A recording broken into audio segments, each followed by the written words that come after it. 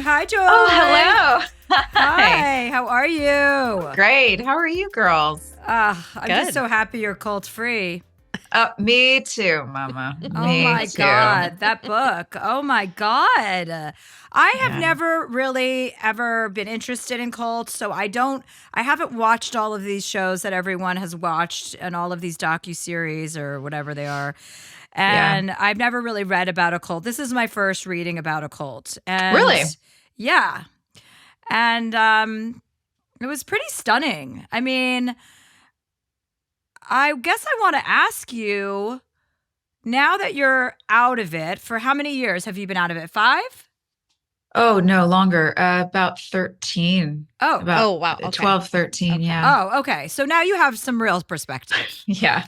Okay. Yeah, I think that's what made it okay for me to write the book without feeling like I was going to fall apart every day, because I have a certain measure of objectivity about it now. I think. For the most part. Okay, so I'm curious to see, before we get into all the details or whatever we decide to talk about, what do you think now when you think about why you were susceptible in the first place to being kind of commandeered in that way and falling into that? What do you think it was?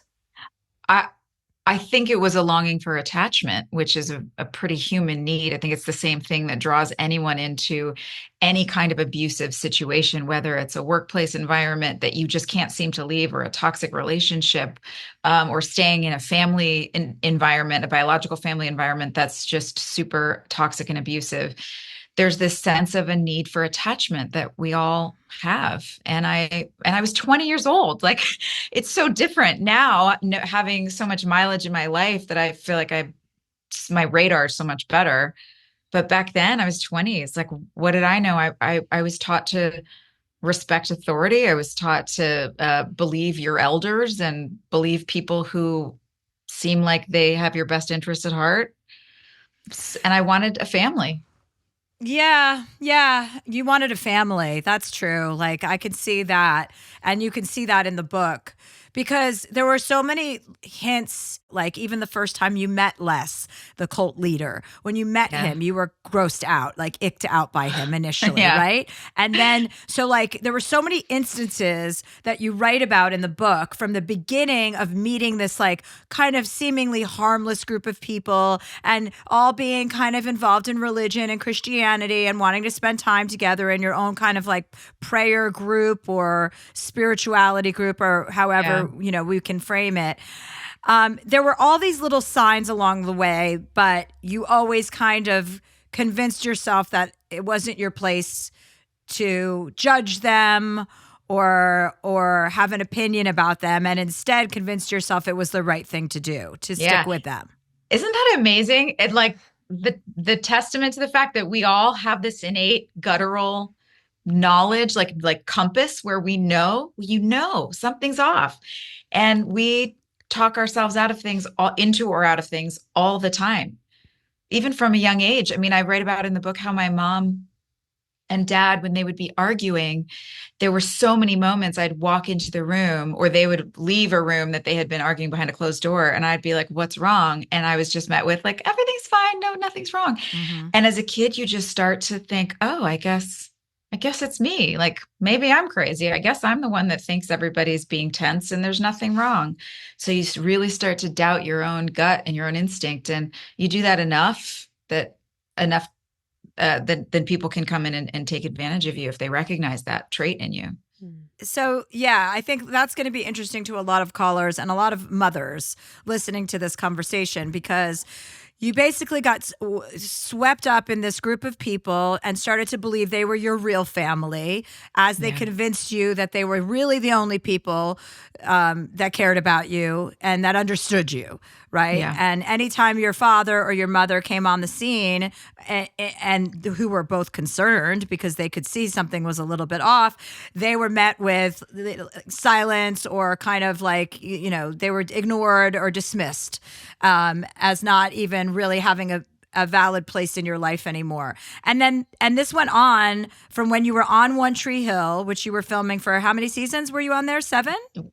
We did 9 seasons, which was evened out to about 10 years. So 10 years on that show, and the whole time you were in this cult. The whole time. flying back and forth to Idaho from Yeah. North Carolina, right? Was it North Yeah. What a Carolina? haul. Yeah. From North Carolina. Oh We were my in God. Wilmington, North Carolina, which is like one of the small, super small beachy town that has no direct flights to Oh, I'm the sure not. West Yeah. Coast at all. Like you just have to always take double flights. It was exhausting. It was like 8 to 12 hour travel days every time. And there was nothing glamorous about it at all. Like when you describe the house in Idaho, the big house in Idaho, because you met these people in LA first, Yeah. right? And then they had this other house in Idaho, which was already, there was a lot of not normal behavior around that. Like it was someone else's house that they kind of commandeered. And then all of you guys kind of, all these vagabonds, for lack of a better word, people who were a little bit lost, kind of like yourself, would move into this house and kind of created this family. And then over the course of the time you were there, they basically embezzled over $2 million from you. Right. Yes. That is true. And you got married and had a baby within the cult. So I'm just so glad that you're free. I am so happy for you. That is incredible. Thank you. Better. Thank I you. mean, that's all that matters, right? Is that you're out of that situation. Yes. And I look at it bizarrely. I mean, I know it might sound kind of strange, but I do look at it as a blessing. I mean, I think we all deal with crazy shit in our lives in one way or another. If it's not one thing, it's something else. Mine falls under a category that in our culture right now is deemed really strange and weird and crazy. But my aim with this book is to show what a slow burn it is, and how even though the narcissistic abuse was in a group format for what I experienced, the top notes are all the same in any kind of abusive relationship across the board. And that's what I want people to take away, that like you don't have to have been in a cult in order to deeply relate to the sense of being gaslit and love bombed and coerced and taken advantage of. And yes, to your point, thank God I'm out. Like I'm so happy that I'm out, but I'm grateful that I went through it, because now I feel like I've got something in my life that I can help other people with.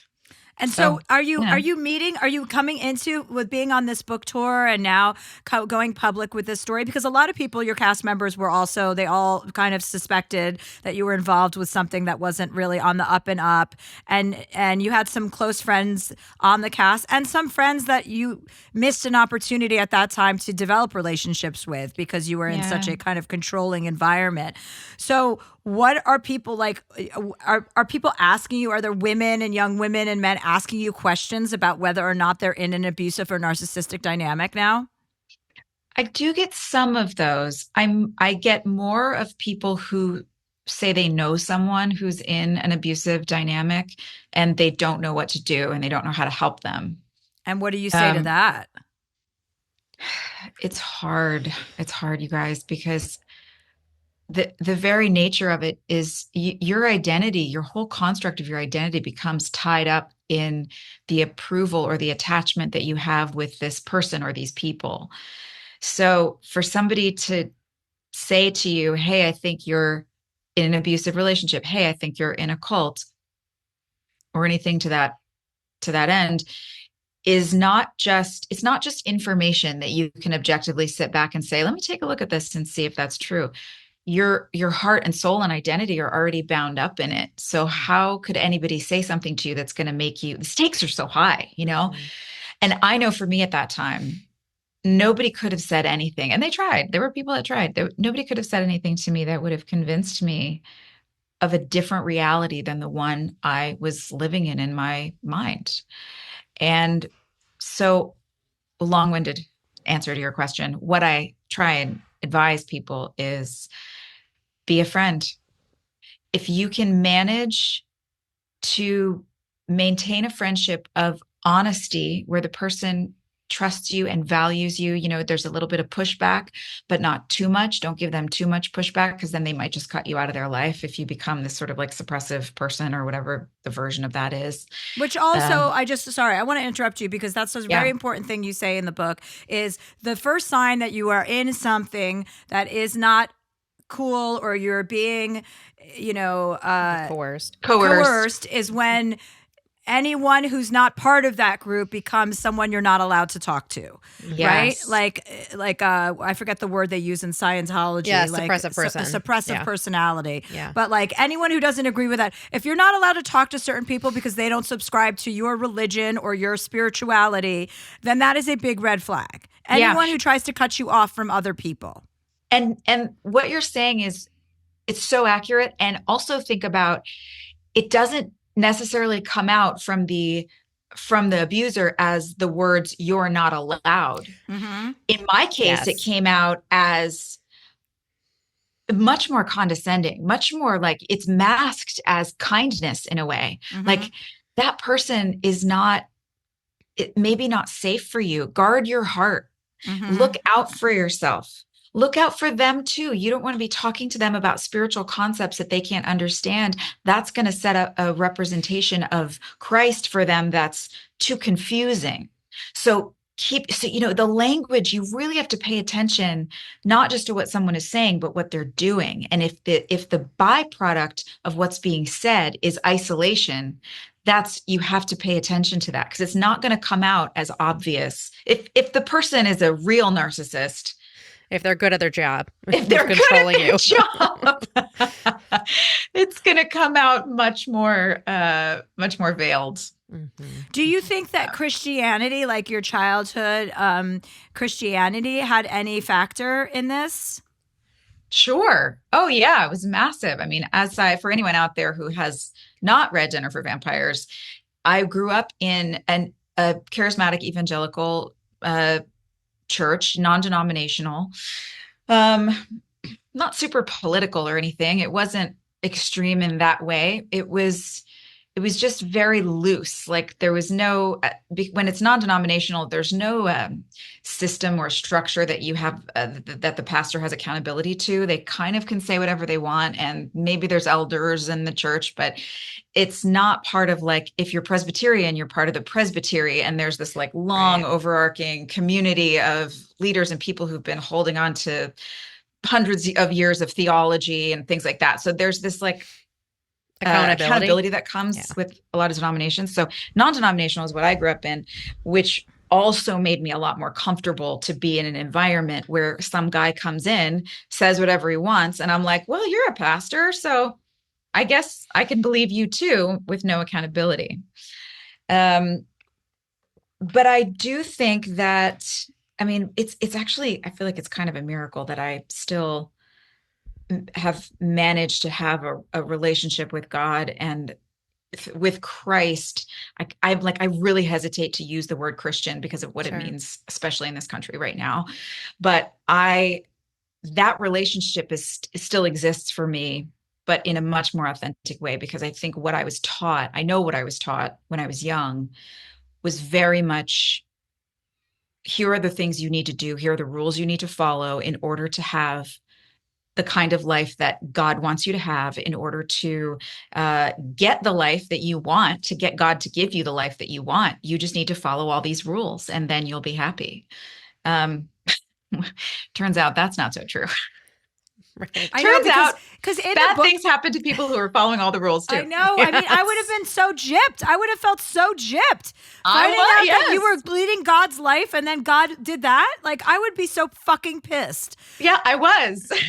Because in the beginning of the book, like when you're kind of not on the fence about joining this group of people, because they kind of, wined and dined you, so to speak. Yeah. You talk about a moment where you're asking, you're silently sitting there alone, trying to feel God's presence and giving you guidance in what to do. And in that moment, you talk about feeling it. And that was this signal that you needed to actually get more involved. Or I think was it to get more involved in the group, or maybe it was to give up a job? No, it was to get more involved in the group, right? Because which moment are you talking about? I'm trying to. Well, I might have missed something you said. There's two moments. I'll tell you about your own book. Let me tell you. Remind me. There's 1 minute moment where you're at the beginning of becoming very involved with this group of people. At the beginning, yes. And you were like waiting to hear God's voice, and God's like, I'm here with you, kind of like almost a confirmation of maybe you were hesitant or wavering. So tell us about that moment when you felt God's energy in that moment. Yes. Okay. Oh, this is one of my favorite moments in life. And I really didn't tell very many, I mean, maybe like 3 people in my life I've ever told about this before I wrote this book, because I know it kind of sounds crazy. So anyway, well, it's all out there now, Not as so I'll crazy tell as your you. cult. So, So yeah, I'm 19 years old. I'm living in New York. I'm happy. I've got a great life. I got a great job. There's really no problem. And I'm sitting in this cafe on a rainy, I don't know, Tuesday or whatever. And I look out and I'm thinking to myself, you know what? You know what would be weird if all this Christianity stuff, like all this Jesus stuff that I grew up with, if that was all just made up in somebody's imagination and a bunch of people believe it and it's just not true. And then I was like, oh, well, I mean, it's working for me. Like my life is happy. I'm doing well. Like, guess I'll find out when I die. And really just kind of moved on from it. I didn't think much more beyond that.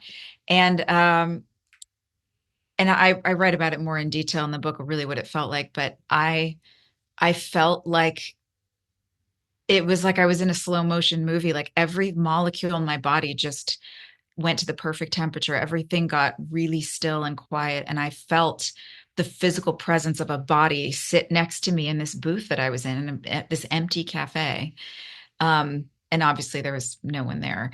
And I heard a voice, like an audible voice very close to my ear. And it said, never doubt that I am real. And then it went away.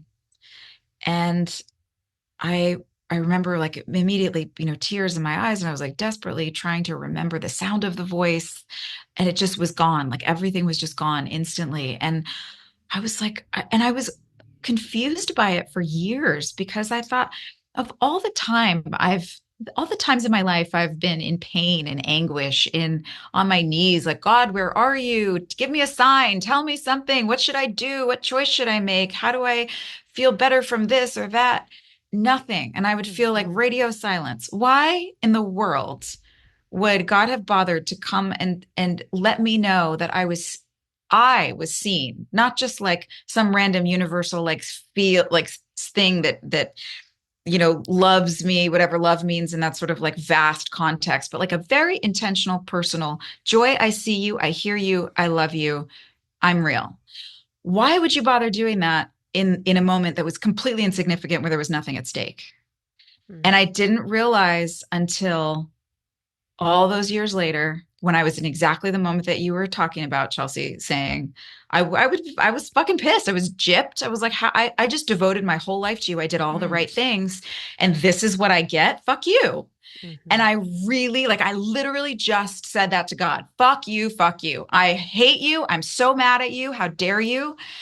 And it was like there was this big cosmic sigh of relief. Like, thank you. Thank you for finally being honest with me and stopping all of this pretending to be somebody that you're not. Can you just be real? oh, And it all just dropped in, and I felt like, oh my God, that's why, because I would have just abandoned God. I would have just walked away and said, this God stuff is total nonsense, and I don't want to have anything to do with it ever again. But I couldn't, because I knew too much, because I had one moment that I just could not explain when I was 19. And that's what kind of kept me in a space where I could still move forward with an authentic version of my faith, and abandon all the rest of the garbage. oh God, wow. Just this. It's just, I mean, people are going to eat this book up because of this firsthand account of just what you went through and all of the like levels of pervasiveness that they had in your life. You had so many opportunities in your field, acting, singing, all of these opportunities that you had. And many of them you didn't pursue because of these cults and this cult leaders, or the cult leader, the main one, Les. And they prohibited you from, and they wanted your money, but they didn't want you to be too exposed to other people that may have an influence on you, and call out the fact that, this was not on the up and up. Yeah. That was one of the craziest things to me, was like, you think that these people who are motivated by like using you would want you to take more opportunities. But I think you're right. It's like keeping you away from people who might convince you like, hey, there's a bigger world out there. Yeah. Yeah, and I had been out on my own for so long, and I think they had to do more work with me because I had so much unusual backlog of life experience for someone my Mm. age, of being independent, being on my own, being in all these different experiences, and uh connecting deeply with groups of people, and then fragmenting off and then getting involved in another group of people, because that's what theater is. That's what Mm. you do for, your 2 months, you're nonstop with the same people.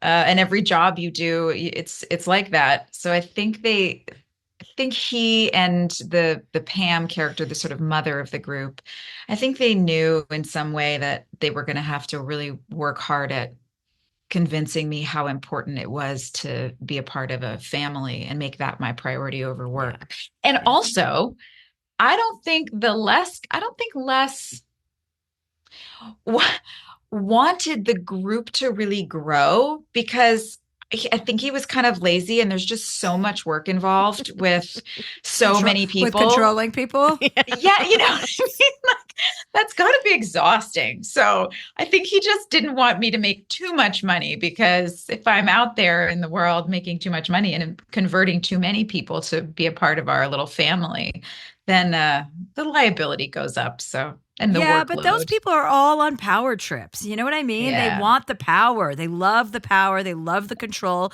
So I don't even know if you can mitigate your desire for power when you're that much of a narcissist. But maybe because of, you bring up some maybe. legal aspects and, it like you're not technically a cult unless you're like influencing or damaging more than 70 people's lives or Right. something. I think you give us Yeah, some yeah. stats at the So end in the state of wild. Idaho. How does it work having a child with someone that you're now separated from in such a big way? Like, what Yeah, it, there are some unique challenges with that. It's something that spent some real time considering how much I wanted to say about that in the book, because the truth is that they do still have a relationship, and so um, I just don't want to interfere with that. And I don't know him anymore, really, really. Hmm. So I can't say much about and, him. and so when you did leave finally, were you scared for your safety?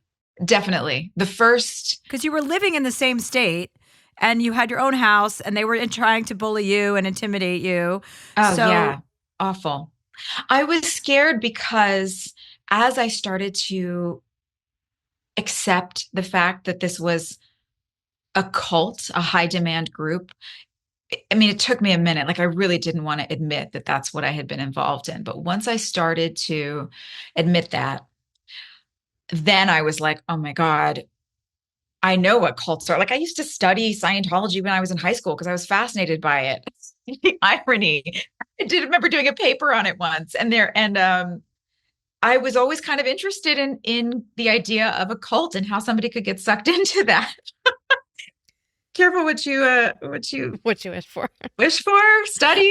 I don't know. Anyway, I knew what the patterns looked like in a lot of these other groups, and I really felt this sense of, maybe I don't know how deep this rabbit hole goes with this group. Like, mhm. maybe I've only been shown what I've been shown, and there's so much more under the surface that I've never been a part of. I was living in North Carolina for 9 months out of the year. There could have been all kinds of things going on that I didn't know about. And the the buzzword of toxic masculinity could never have been more true in an environment like this. I mean, the sense of machismo and how important it was for the men in the group to feel like warriors. They had to be warring against something at all times, including the women in their life, if there was nothing else for them to fight against. So since I knew that their identity was wrapped up in needing to feel like they were fighting something, I knew they were going to come after me because I was now the thing that they all needed to fight against. And I was really scared, I think, for about a year, until I saw enough consistent, creepy, weird behavior, but nothing overly aggressive. It's not like, it was certainly wasn't like Scientology where people get stalked in their home and they're, Mhm. being And when threatened you and when things. you started like allowing them like to be a co-signer on your account, when you opened up like a joint bank account with the Yeah. leader of this cult, and you're basically signing your earnings away to him. What was And with his son. So that was with my husband at the time. Because I mean, Les is kind of brilliant about not, or, oh God, that just, that yeah, yeah. didn't Let's feel not good call in my him mouth. brilliant. Yeah. He, he's, he's very, savvy about how to keep his name off of things, Mm. how to get people to give him what he wants without having to put his name on it. So that joint, So yeah, the joint bank account was with your ex-husband, who was his son. yes. Okay. So did you ever tell anyone in your real life that you did that, or did you keep that a secret? I mean, my former business manager, who I was transferring the funds away from. And what did they say to Yeah. you? We're like, Joy, I think this is a mistake. Like, I really, these people are not qualified to take care of your money. They don't have the experience. Like, I'm a little worried about you. But they weren't my close friends. They were Right. people that I had hired. So what else would I expect them to do? Like I think he even went out on a limb saying that much. So and I felt it too. I'm just having this visceral memory of being in his office in New York too. I remember feeling it and feeling like he was right, and also knowing the day-to-day verbal and mental abuse that I was living in and how much relief I was going to get by moving this money, Oh, because I just Mm. wouldn't be berated every day anymore about that. The pressure would be off. Yeah, I could just let them handle it, and was like, fine, if this will make you stop yelling at me every day, if this will make us stop fighting, then yes, go ahead. You be in charge of the money. You be in charge of the money, honey, and I because you will go to work. because you don't talk about that a lot in the book. Like, there's obviously the control happening, but I didn't get the impression that you were being yelled at or berated on a daily basis. With your ex, you kind of you talk about that, but with Les and Pam and Kurt and all those guys, it seemed much more manipulative, rather than like on the face, like rage or Yeah, anger, right? sorry. Yeah, I may not have been clear just now. What I meant was that the day-to-day that I was living with in my marriage, Okay. of the constant conflict. Controlling, reading your It was, scripts, being not allowing you yes. to do scenes with men, not allowing you to rehearse with men, go out to dinner with any of your cast members that were Yeah. men, right? Yeah, and everything I wore, not even on the show, but in real life too, just every aspect of my life was under a microscope and controlled. And money was one of the biggest topics that we would fight about all the time. And I was just like, I wanted to spend $350 at J. Crew. It's not a big deal.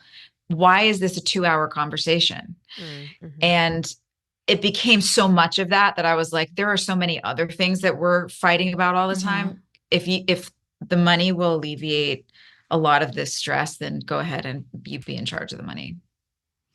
So Yeah. when you get out of a cult and you realize that they have drained your bank account, you had $220,000, I think, left at the end. Yeah. Yeah. And you realize there was 2 million missing. So that's one set of problems. You have a child. That's another Yeah. issue. How does one move on? Like, what kind of therapy did you go into when you left this cult? Multiple. Multiple. And even therapy was hard because I had just spent 10 years in an environment where I was, quote unquote, going to therapy every week with my church leader, my group leader, both of them actually, Les and Pam. Couples therapy, individual therapy, group therapy in the basement. Like, it was all. And so even being able to trust a therapist walking into an office and not, like, it was real work to allow myself to trust someone that was a total stranger based on maybe a friend's reference or a diploma on the wall. That was that was its own journey. And I did go through a few different therapists before I found somebody that I really just felt in my gut, like, and they probably all were trustworthy, but I finally did find someone that I really connected with.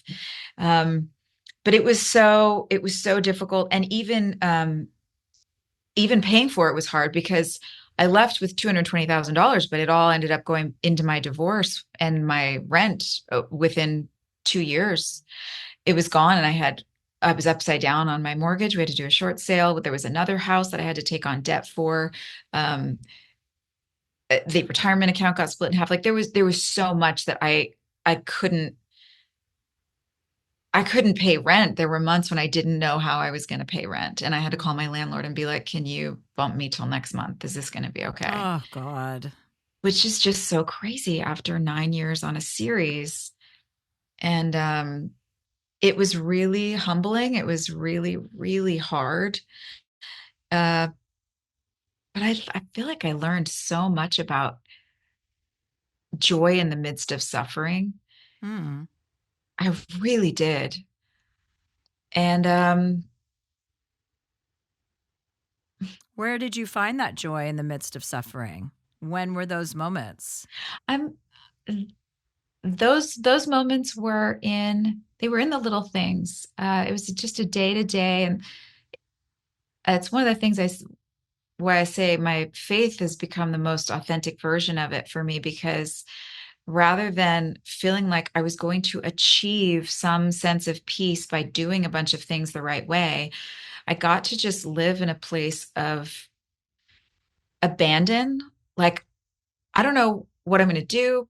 I refuse to allow this to make me more anxious, more stressed, more confined in my life. I've been confined for the last 10 years and probably the 10 before that growing, or 20 before that growing up.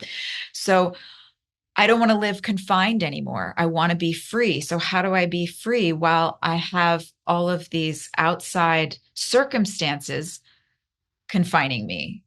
And it was really interesting. The little moments were looking at I actually just posted a poem about this today, a poem that I wrote when we were living in Studio City. We had this little apartment. It was a house. It was like a 2-bedroom little bungalow house on the corner behind the Oyster Bar, which was just a total, I mean, the parking lot at 2 a.m. Like, I remember I would always scream out the window. Dane Cook was outside my window one time at the Oyster Bar in the parking lot. And I just knew that voice. And I was opening up my window like, go home. There's children sleeping. But they had a dumpster in their parking lot that they would leave the flap open all the time, and it would hang over into my backyard. Lovely. And it used to make me so mad. I would go out there in the morning with a broomstick and shove the lid over and like, my life and what these people did to me. And little by little, we had a rose bush, and the rose bush started growing. And eventually it got so big and high that you couldn't see the dumpster lid when it came over. And that's how slow it grows. It wasn't an overnight thing, but I learned moment by moment how to just slow down and appreciate the things that I do have. I learned there's nothing that says I'm entitled to a perfect, happy, golden little life. I get to be happy with where I am and what I have. And I'm not entitled to not suffer. That I'm human. Things are going to happen. Wow. So, wow. How can I be at peace when when there's a rose bush growing over your dumpster? That's it. And Dane Cook is no longer in your parking lot. Thank goodness. That is a nightmare. Okay, we're going to take a break, and we're going to come back with Bethany Joy Lenz.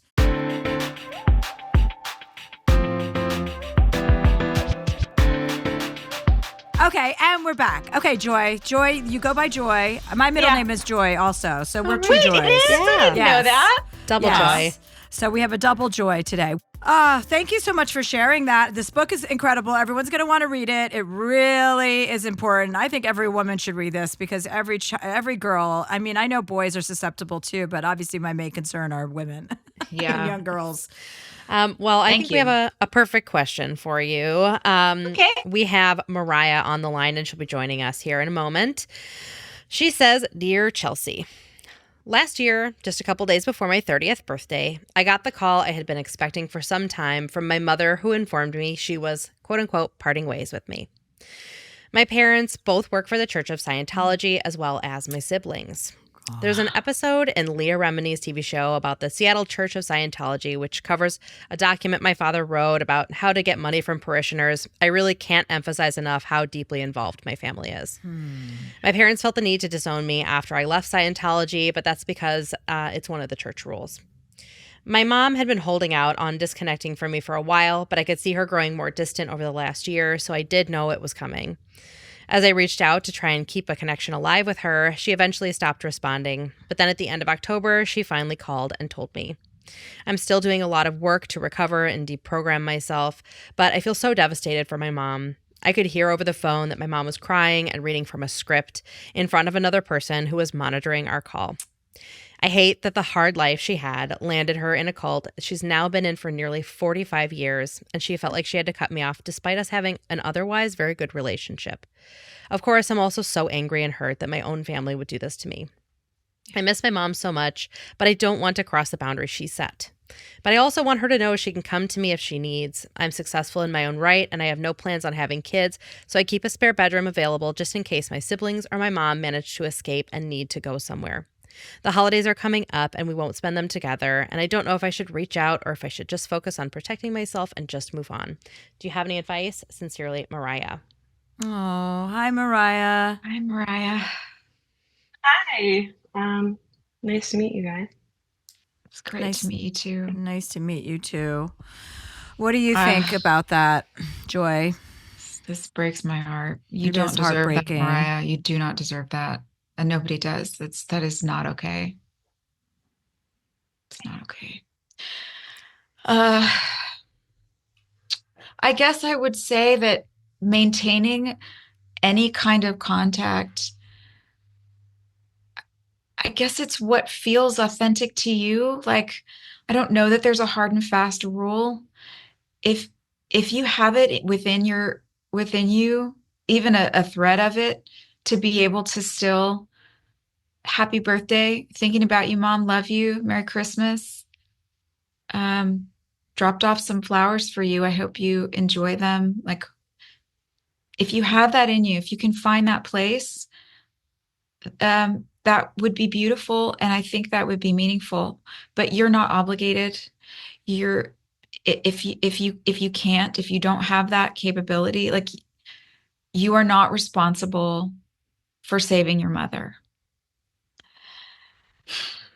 So I think it's got to be from what is going to feel for you like what you need to do.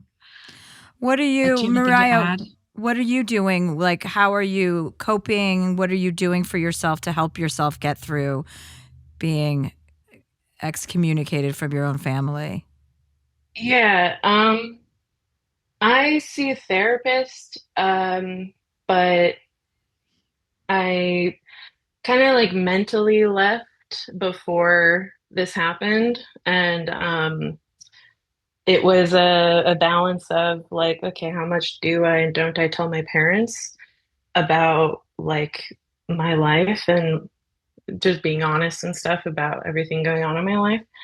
But it really is just my mom, like that I I wonder about. And so I talked to my therapist about this a lot, and I'm kind of just still dealing with it. I journal and stuff, and just still trying to figure out everything about how to move forward and like what I took from this that's bad and good, you know? So, uh, I don't know if that answers your question good enough, but I'm just Can I, trying to kind of make my way through. can I have a question, and I also want to tell you, like, because my mom stayed in relationship with me by not asking too many questions, not pushing too hard. She just kind of stayed on the surface, knowing that eventually I was going to come around. But my dad was different, and became estranged. I did essentially to him what your mom has done to you. And I, even in my delusion, I never stopped loving my dad.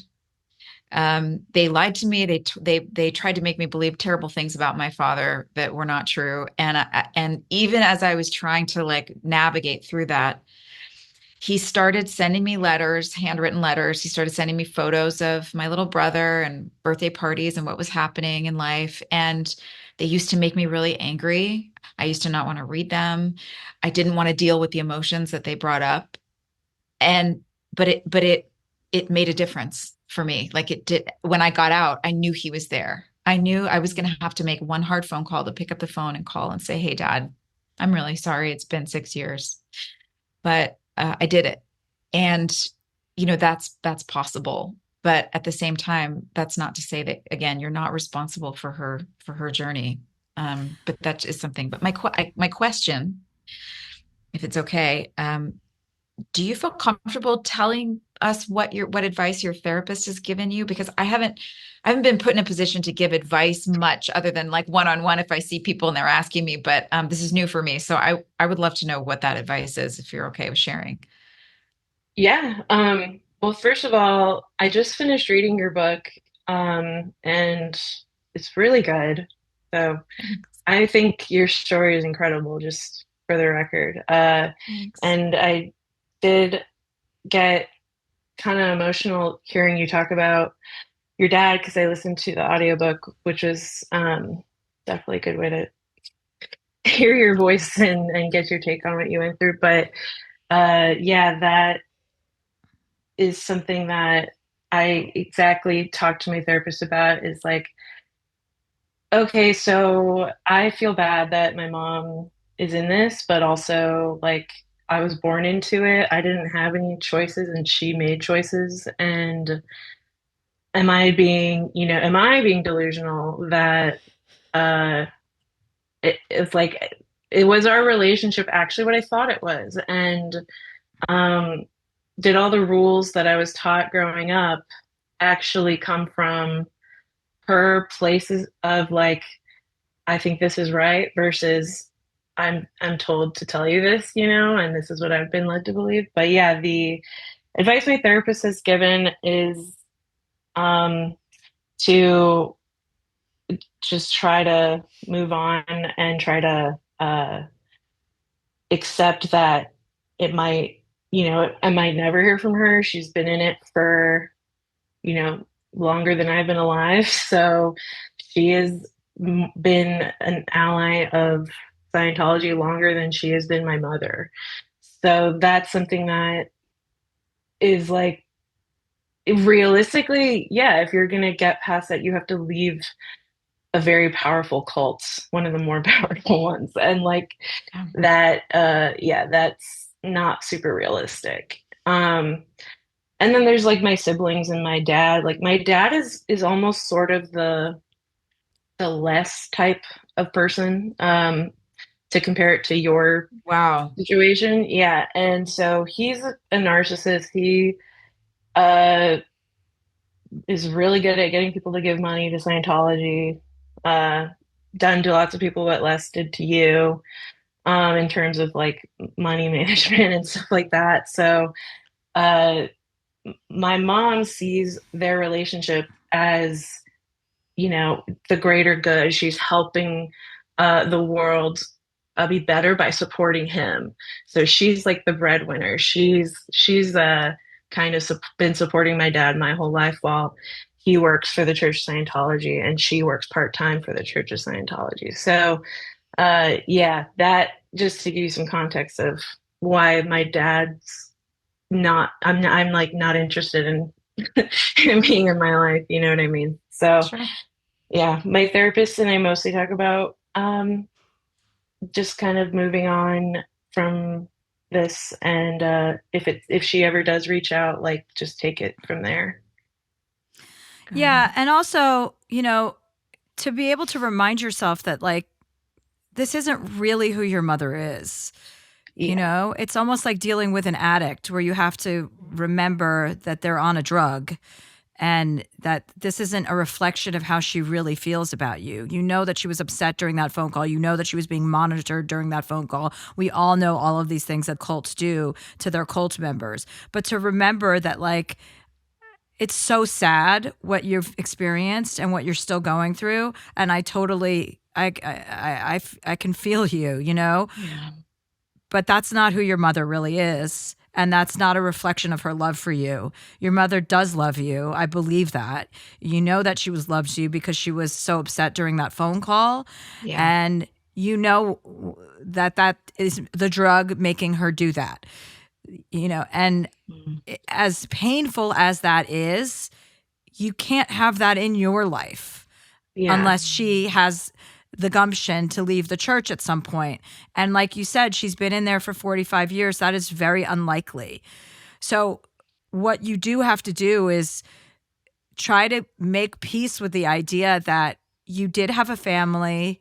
They're not themselves in this current state, that you did experience tons of love and joy, and take a lot of pride in the fact that you were able to remove yourself from a situation that put you at odds with your family because you were standing up for what you know is right. Yeah. And that That's wasn't for you. And that is really ballsy and really brave.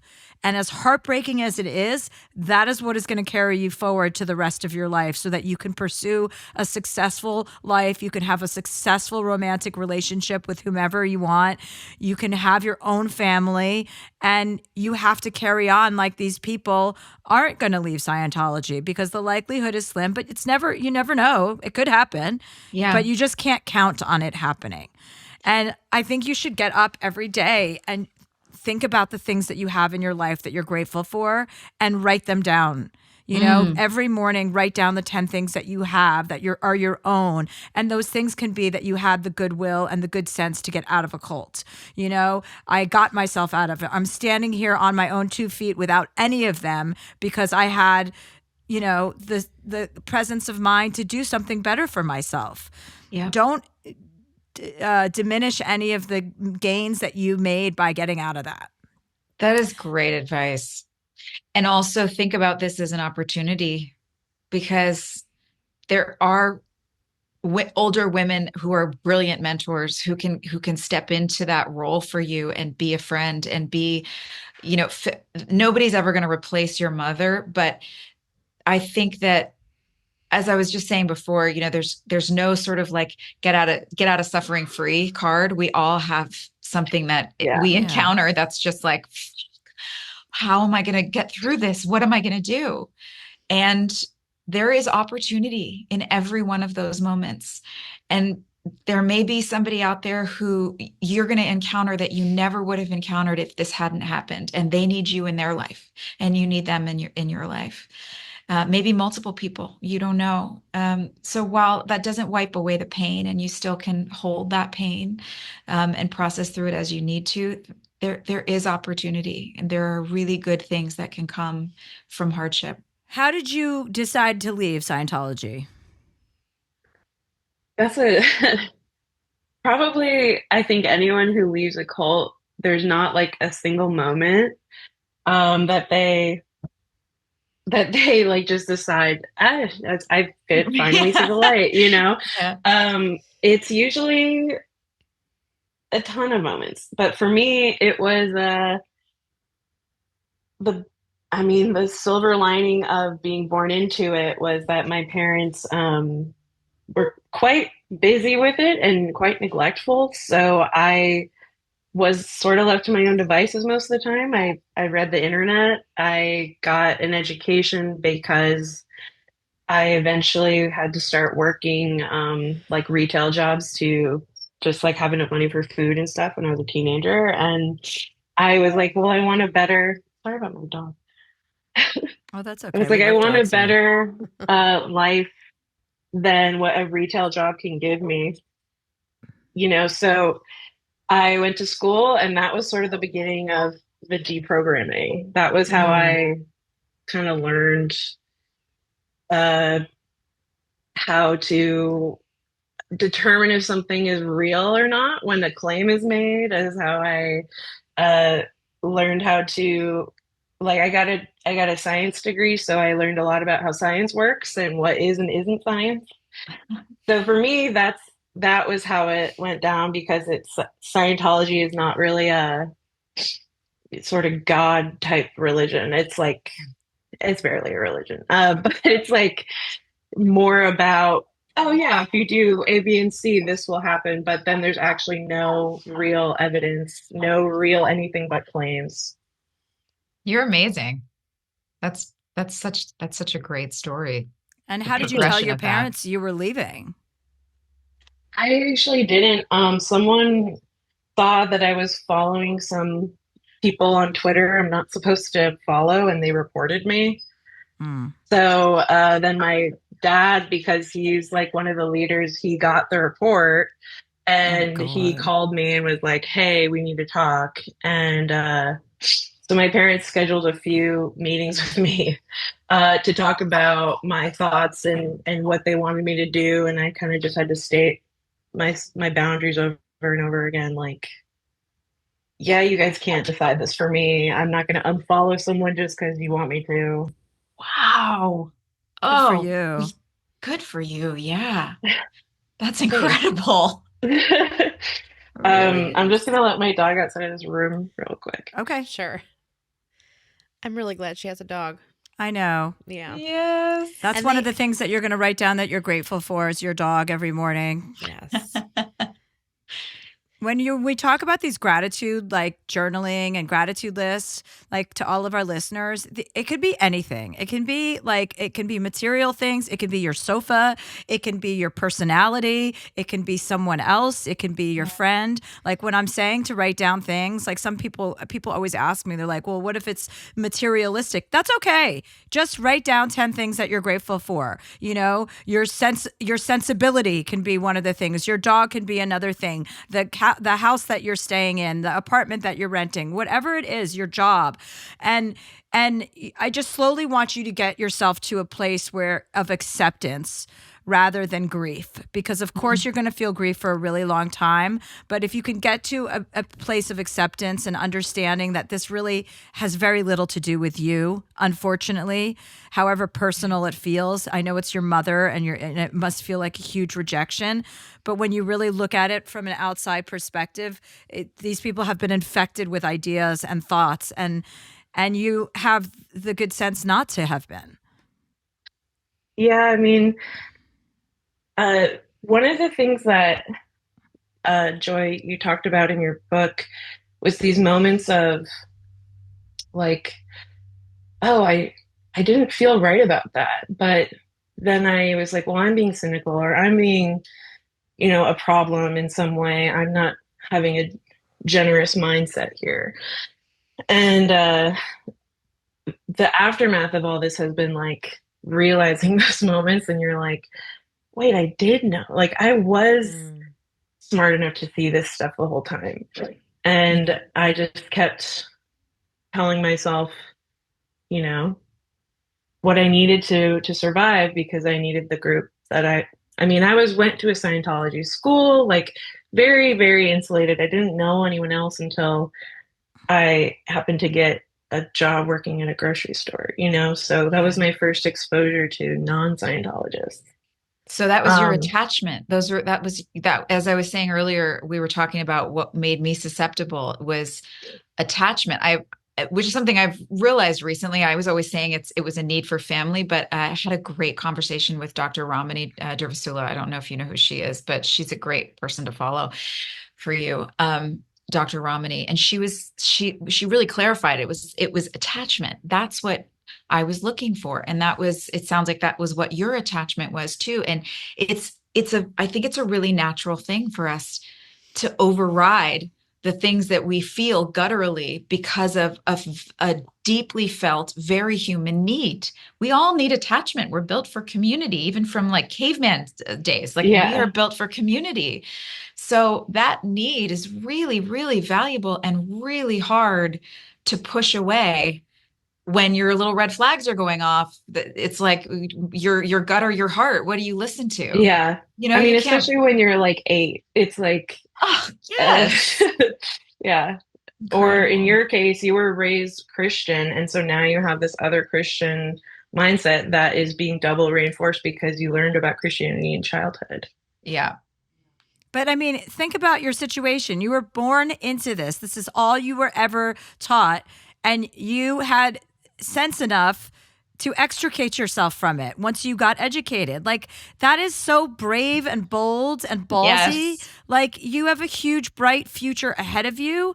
And Yes. I want you to just start to lean into that. You can't skip past grief. You have to Yeah. experience the loss, and it's a huge loss.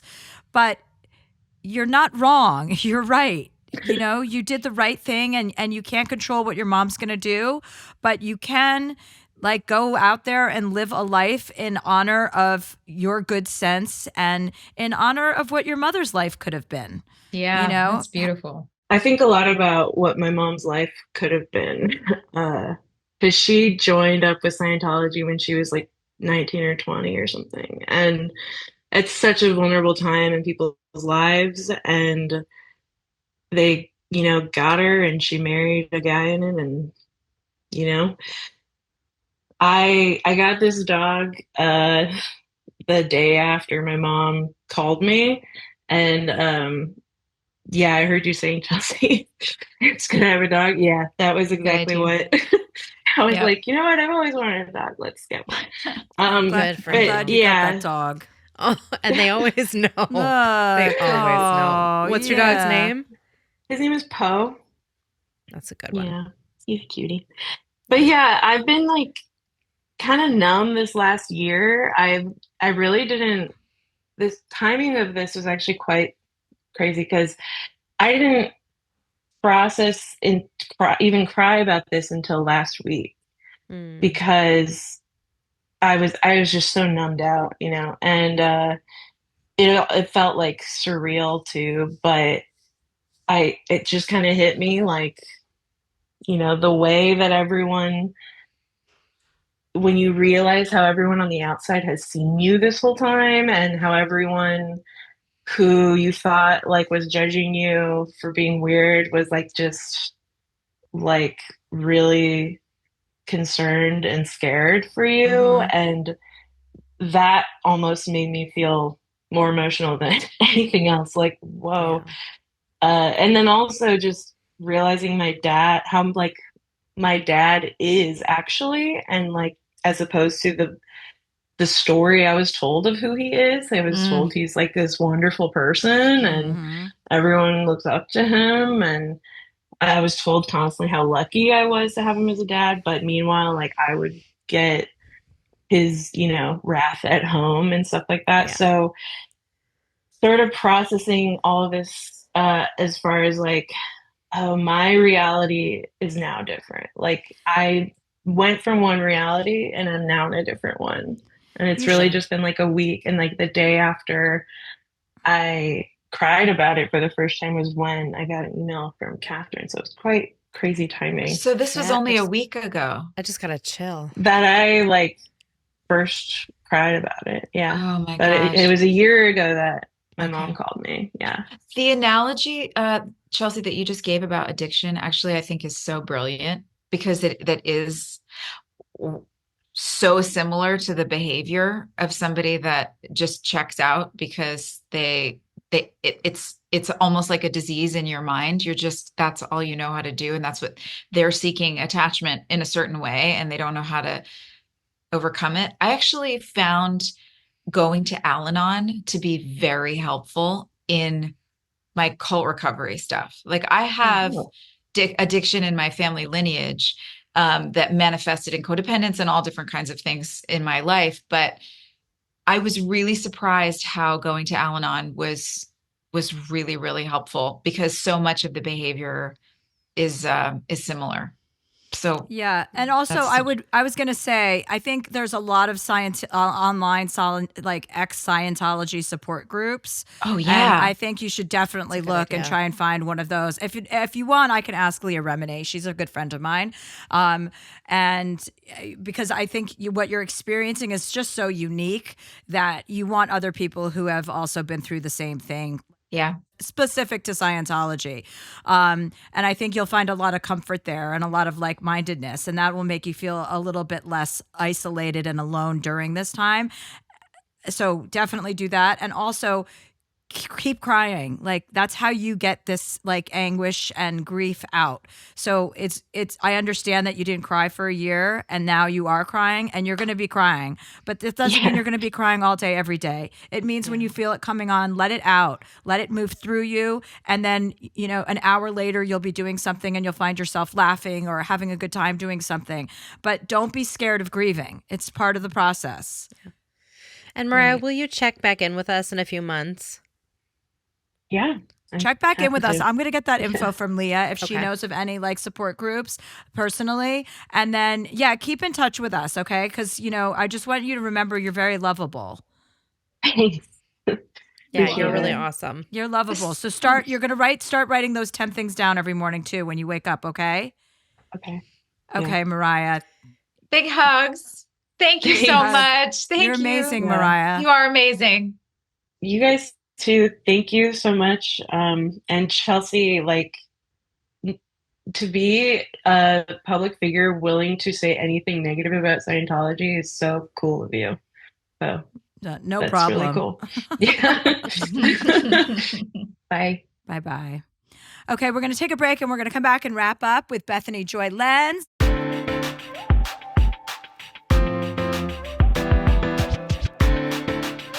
Okay, and we're back. Wow, that was a heavy episode, you guys. Yeah, powerful. That was deep. Thank you for writing this book. This must have been really hard for you to write. Was it? No, it was, it felt good. It felt good to get it out, to be able to, it felt good for me to be able to see it all out in a straight line, so to speak. Like it wasn't all just floating around in my head and memories in my body that I couldn't attach. I didn't know how to attach one memory to the next one. And there were blanks that I had to fill in by calling former members of the group who had also gotten out and say what happened, because I remember this, but then how did we get from point A to point D? And the amount of love and support that we were able to re-engage with each other in. This was a really, it felt very powerful to me to be able to write this story and see it put out in a straight line, as I say. And I really hope that it can be helpful. I mean, there were moments, there were a couple of hard days, but overall, I'm just really glad to be able to have gotten it out of my body. Yeah. I know. Well, it's a powerful move to write a book like this. And Thanks. It means, I think that is a perfect way to celebrate the ending of that, and commemorate the fact that it's going to help so many people. I really hope so. People who are ever come across a situation like that, where you can easily get duped into believing, that some random group of people has a better interest in you than your own family and the people that you know and the people that you love and what happens there. So thank you for your book. And it's called Dinner Vampire. What is it? Dinners for Vampires. Sorry, I don't have it right in front of me. Dinner for Vampires. It's called Dinner for Vampires by Bethany Joy Lenz. Okay, Bethany, we'll let you go. Have a wonderful day. Thank you so much. That was so lovely. And really, actually, I just want to tell you, hearing you encourage her was really encouraging for me and inspiring, and made me want to be able to, I'm such a problem solver. I'm sort of like, that's my ADHD, right? Like I don't, it's hard for me to listen. I just want to like solve the problem. So hearing you just hold that space and then just speak encouragement is so, I was like, I want to be more like that. So thank you for giving me that today. I needed that. Oh, absolutely. My pleasure. All right. It was great talking with Okay. you both. Thank you for having me. Thank you. Bye. Bye. Bye.